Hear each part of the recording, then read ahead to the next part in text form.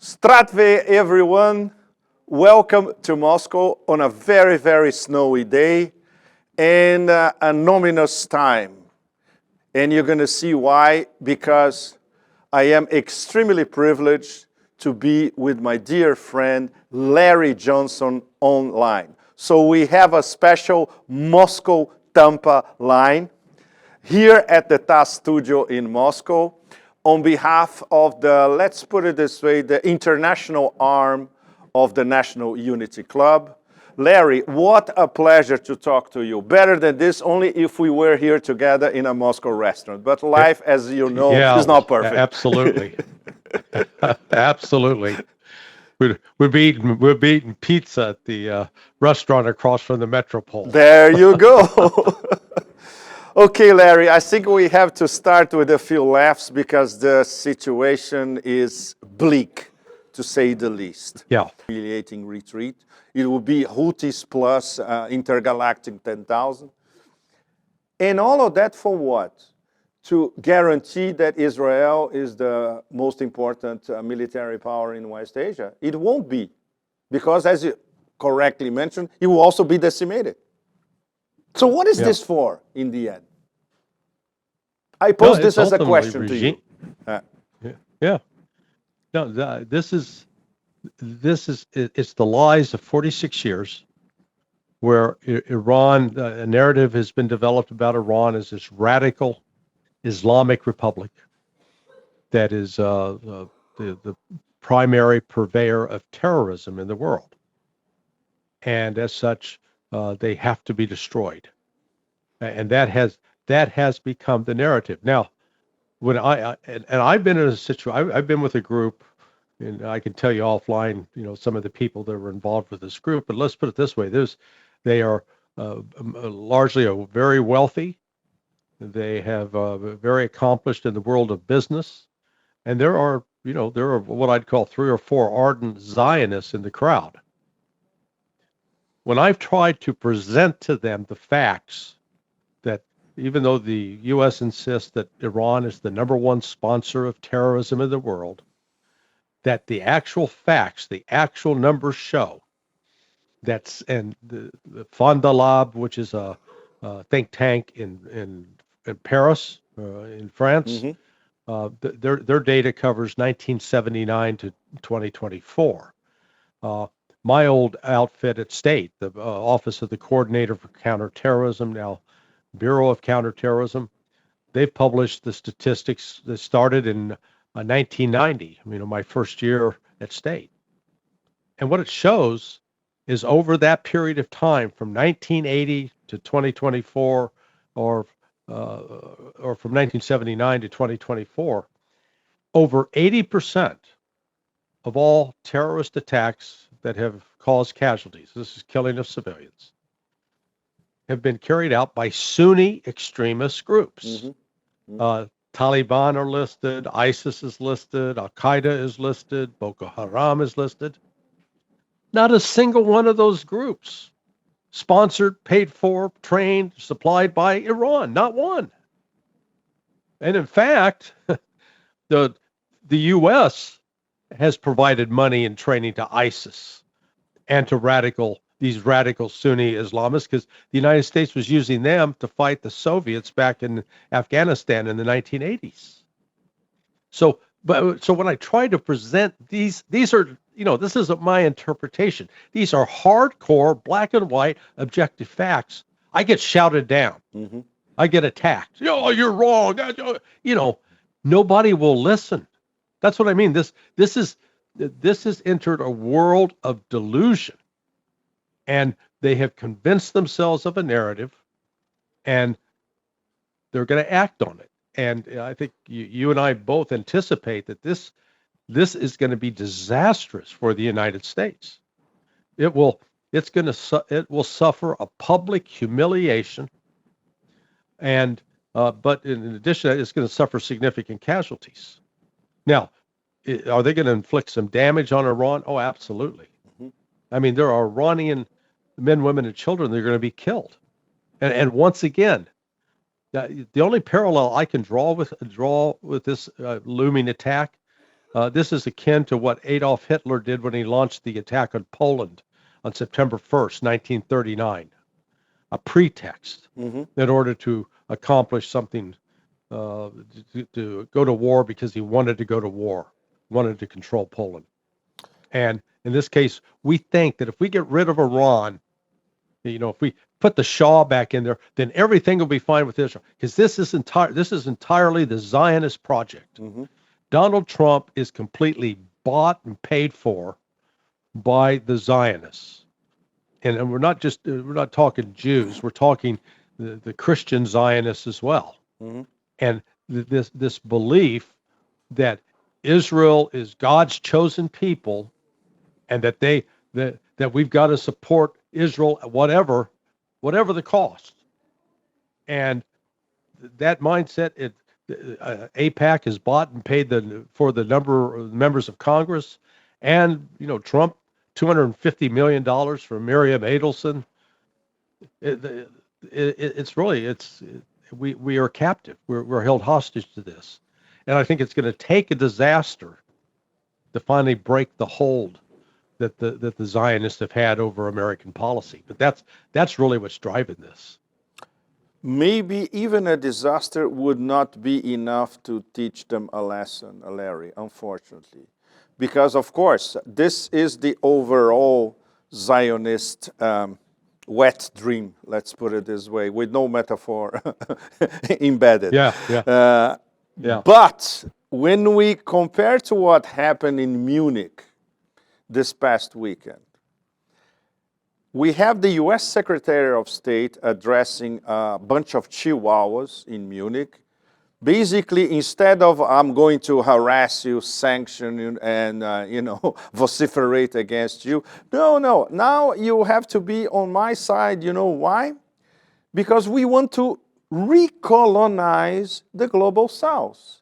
And you can be on board with us. And if you are, you're going to recover the glory and the apex of Western civilization, of which we are part. So this is a Rubio speech in 2 sentences, essentially. Yeah. So it's not by accident this happened only a few days ago. It's also setting the stage.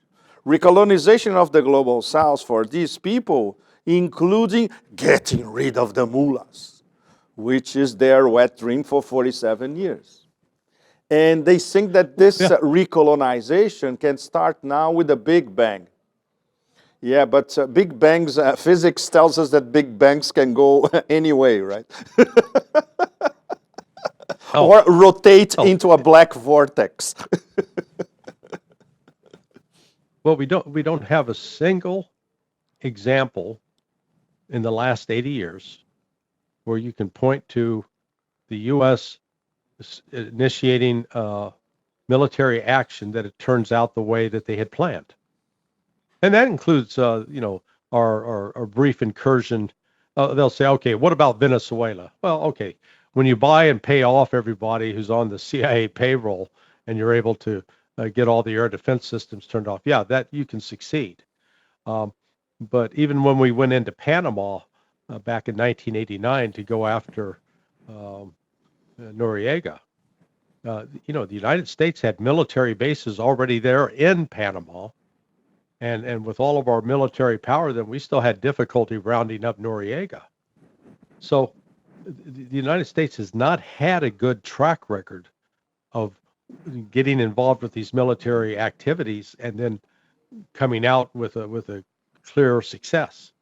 And I continue to push back on these retired generals who are criticizing Russia for how slow the war in Ukraine is going, how slow Russia is. And I just simply point out, how long were you in Afghanistan? Oh, that was 20 years. Yeah. How'd that work out? The United States had to abandon it because it couldn't stay. So, the United States is not in a position to judge this. And yet we continue to exaggerate our capabilities. And, so what they're going to, I think what they're going to run into here is Iran is ready to go. And they've got, I would assume that they've had full coordination with the Chinese and with the Russians, and particularly from Russia, getting advice on how to confront a NATO-style force, because Russia's done it and has done it successfully. Um, that, but we're going to be entering some very, very dangerous territory. And you're right. This, the West has learned nothing. And let me turn this around into a question back at you. Why is Russia continuing to entertain negotiations with the United States? Because what I would argue is the United States is the equivalent of a serial murderer and rapist. And you can't sit down and have a rational conversation with a serial murderer and rapist. You've got to make sure that they can't continue their crime. And if nothing else, I think that Rubio's speech the other day was pure vindication for Sergei Karaganov and his vision of, we can no longer deal with the West. Our future's in the East. Excellent question, Larry, because this has been at the center of my conversations here since I arrived this past weekend. Absolutely. All the podcasts that are recorded here with our friends of National Unity Club. There's still, after you, there's still one to go. Then there's the judge at night, and then there's more. And I'll have the honor to meet Professor Karaganov next week. And I'm really looking forward to talk to him face to face after a few years, especially after his latest piece, which is absolutely extraordinary. Basically, there are two themes. One is very realistic and very crude, and the other one is quite optimistic and auspicious for the future. The realistic, crude one is fear is the only language that Europe understands. Absolutely correct. It's exactly what you have been saying.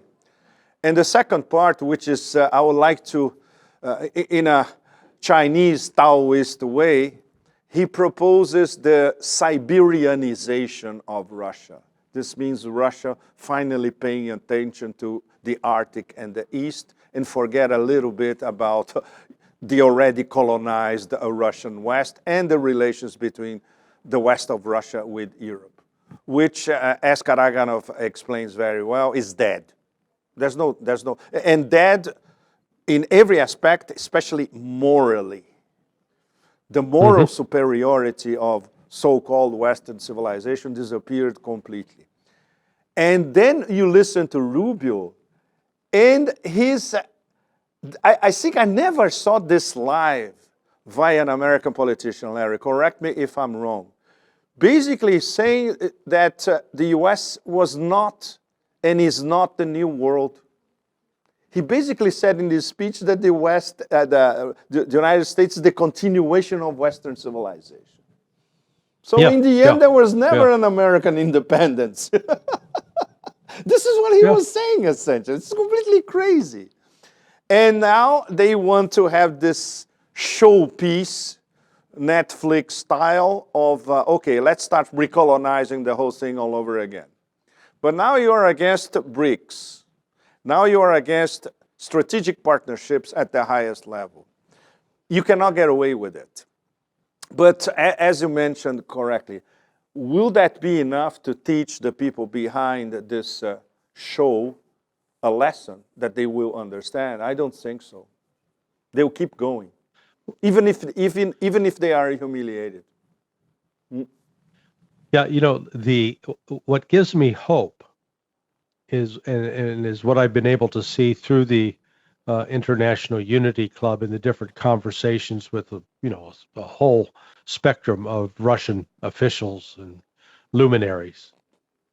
There is within BRICS an entirely different mindset. The mindset of the West, I'll call it the colonial mindset, is how do we conquer and rob and rape and take from the others to enrich ourselves? We don't care what we do. We don't care what we do to the native inhabitants. They're a hindrance or somebody in the way that we have to get rid of.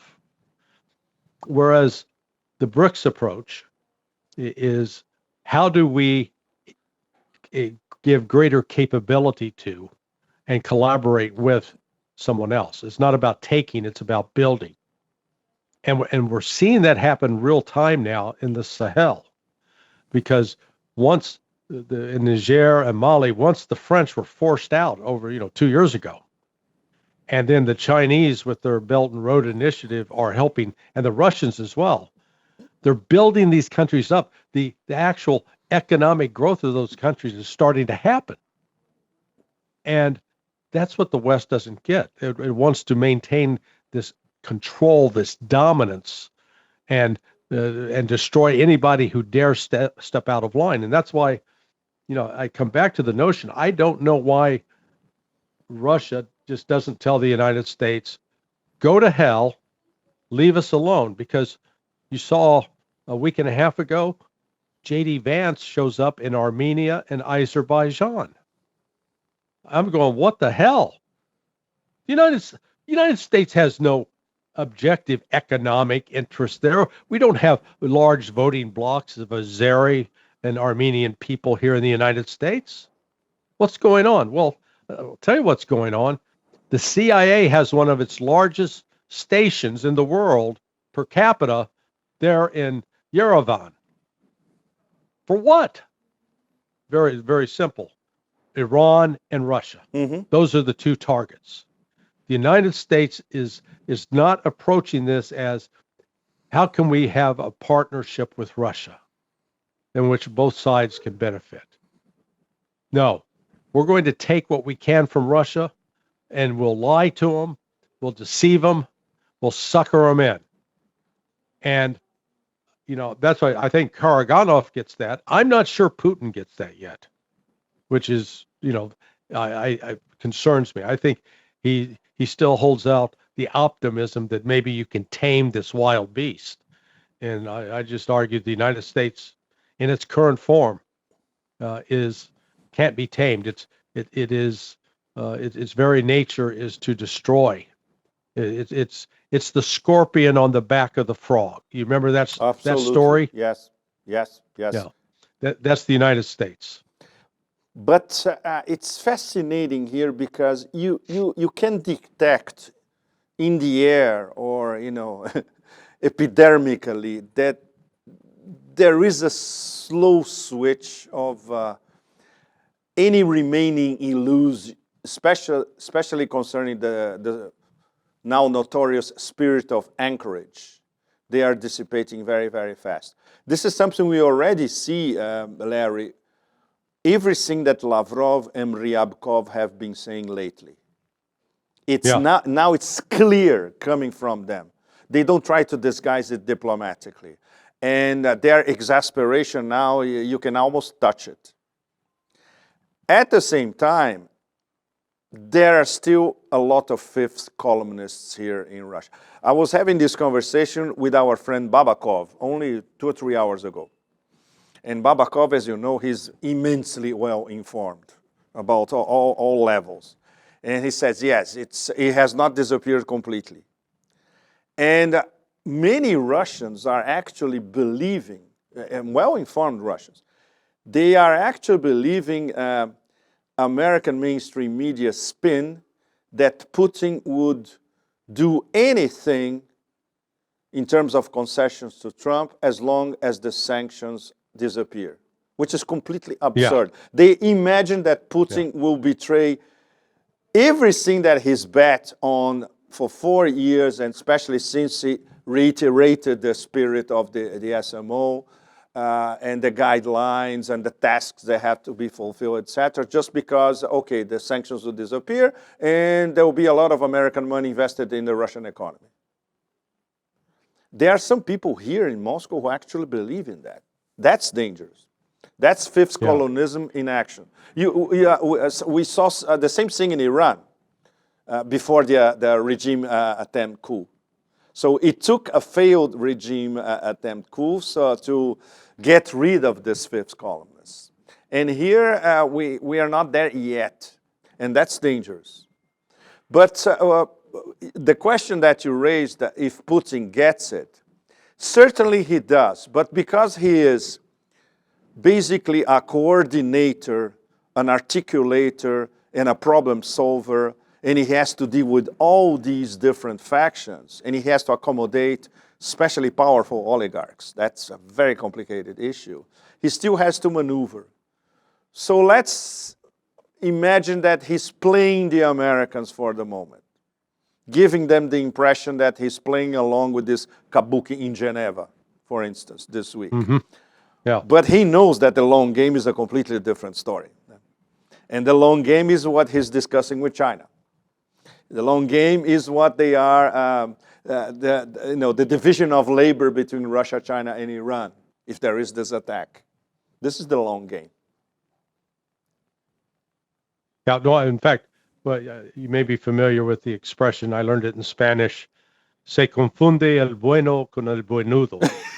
You confuse Perfect.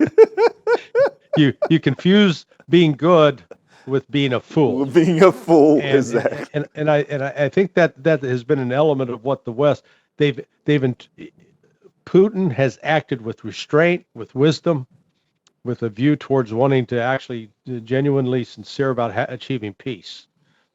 The United States has interpreted that as weakness, and I don't think it's weakness, but he's also can be has steel in his spine when needed. And what we've seen, particularly in the last 40 days, that in the aftermath of that attempted color revolution in Iran, that on January 29th, Russia, China, and Iran signed a trilateral security agreement. Mm-hmm. That got virtually it got zero coverage in the West. Zero. They're ignoring it. And that's where, what we see, I think part of Putin's vision is to build up the global South, to build this new economic order. And they're doing so in partnership with China. I keep hearing people on this side talk about how weak China is, how fragile China is, how it's not. The United States refuses to look in the mirror and see itself for what it is. Instead, it's so busy looking out and finding what they think are weaknesses in these other countries, without recognizing the remarkable strength and the vitality that's being exhibited in Russia and China, in India. And Iran now has, by virtue of a year ago when Russia and China said, we're not going to continue to support the sanctions that were in place under the JCPOA regime. No more sanctions against Iran. Iran now has an economic path out of the wilderness that, that's not instantaneous turnaround, but it's the economic problems that have plagued Iran for the last, good Lord, 20 years, 30 years. That's now going to start lightening up. So BRICS is actually the one point for optimism about the future of the world, whereas the United States and the old colonial vision, that's dead. It's dying. They just don't realize they're dead. Absolutely, Larry. But the problem is we are maybe, according to your best information, on the eve of possibly a war of the United States against 3 BRICS. This is the objective fact in front of us. Any last-minute thoughts from Florida to Moscow? Well, I'd love to be with you there just to enjoy the snow and the lights. Would have been brilliant. But this is I hope that I'm wrong, that Trump comes to his senses, that he gets some good briefings, and that we back away from this war. But I'm terribly afraid that we're going down that path, and this will be consequential. The situation in the Middle East, it won't be the same again. And I think the likely outcome is we're going to see Israel shattered. Let me put it, that's the silver lining here. The ability of Israel to continue to inflict genocide on the Palestinian people it will be severely weakened, if not destroyed. That would be the good news out of this. So there is the possibility of a light at the end of the, in fact, a light at the end of the year of the fire horse, starting with fire. Yeah, yeah. Thank you so much, Larry. What a pleasure to talk to you, even if we are separated by galaxies. Yeah. You are in the Florida Hey. sunshine, and we are deep in snow here. Well, cheers. Keep doing the good work that you do. Absolutely. Cheers. I'm back to Asia. I was in China. I'm here, and I'm back to Asia next week. So that's it. The future is looking right. Yeah. Thank you, Larry. Thanks all of you, our international audience, our Russian audience, here from the TASS studios in Moscow, on behalf of the international arm of the National Unity Club with our dear friend Larry Johnson. Thank you very much. See you again.